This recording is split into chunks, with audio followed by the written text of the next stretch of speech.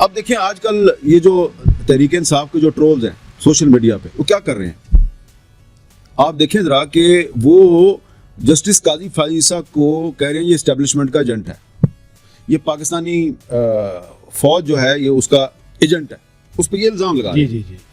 जबकि यही काजी फाइसा था कि 2019 में जब उन्होंने फैजाबाद केस ये ताना भी देते हैं वैसे ये ऐसा ताना देते हैं अभी नहीं देखे ना आप, वो पढ़े वो जो फैजाबाद धरना केस की जो जजमेंट है उसको अगर आप पढ़े तो उसमें फाइजा साहब ने 2 इदारों को बाय नेम कहा था, ISI और ISPR, जी कि आप सियासत में मुदाखलत बंद करें, ठीक है। तो उस पर आपको याद है कि जनरल कमर जावेद बाजवा साहब बड़े नाराज हुए और जो बात मैं अब आपसे करने लगा हूं ये इसके गवाह हैं कि मुझे कहा जनरल कमर जावेद बाजवा साहब ने कि ये काजी फाइसा ठीक जज नहीं है, इसके खिलाफ रेफरेंस आना चाहिए। अच्छा, तो मैंने उनको ये कहा कि काजी फाइसा जो है मेमो गेट स्कैंडल में पीपल्स पार्टी उससे नाराज हुई, कोयटा बम धमाका केस में मुस्लिम लीग नून उससे नाराज हुई, और फैजाबाद धरना केस में PTI और आप नाराज हो गए, तो मेरे लिए तो वो बहुत अच्छा जज है। तो उसके बाद मैंने फिर एक कॉलम लिखा, जंग अखबार में शाया हुआ कि काजी फाइसा के खिलाफ साजिश शुरू हो।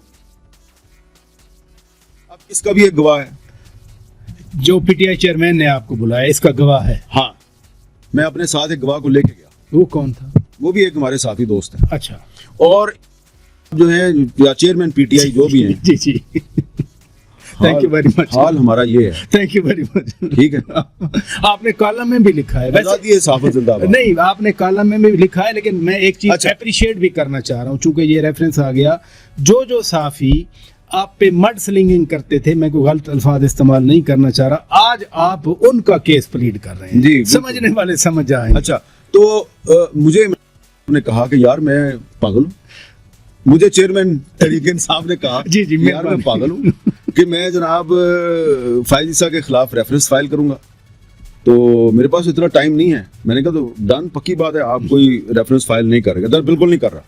मैं आ गया, 2 दिन बाद रेफरेंस फाइल कर दिया। लेकिन चेयरमैन PTI अब तो डालते हैं फरोग नसीम साहब पे कि जी उन्होंने मुझे मशवरा दिया। फरोग नसीम जो है वो वजीर कानून किसकी कैबिनेट में था? यही चेयरमैन PTI। अच्छा, यही कह रहा हूं तो चेयरमैन PTI या वक्त के वजीर आजम ने जब हामिद मीर को ये कहा कि नहीं करूंगा, तो उसके बाद कर दिया।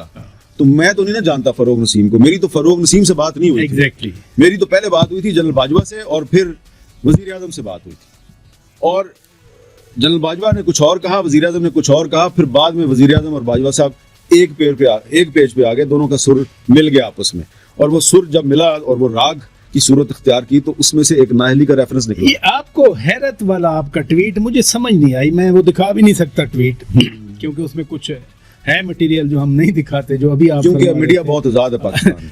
लेकिन आपको हैरत किस, आपने कहा हैरत होती है कि कोई कैसे गिर सकता है।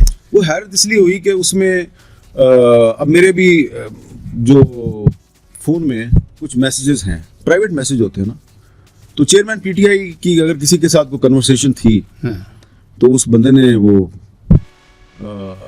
एक टॉक शो में पढ़ के सुना दी।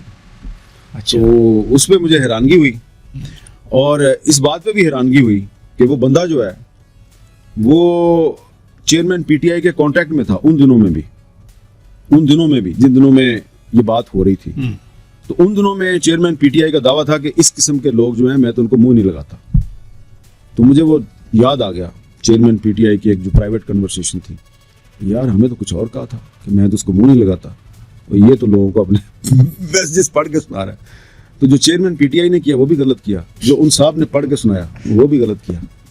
तो आप कलेक्टिवली सबको कह रहे हैं? मैं कलेक्टिवली, ये सिर्फ एक फर्द की बात नहीं है, ऐसे ही ना हैरत इस बात पे हो रही है। हमारी पूरी सोसाइटी जो है वो बहुत गिर चुकी है, और इसीलिए मैं ये कहने पे मजबूर हूँ कि जैसी कौम है वैसे ही इस कौम के लीडर है, और जिस किस्म के लीडर है वो आपके सामने है।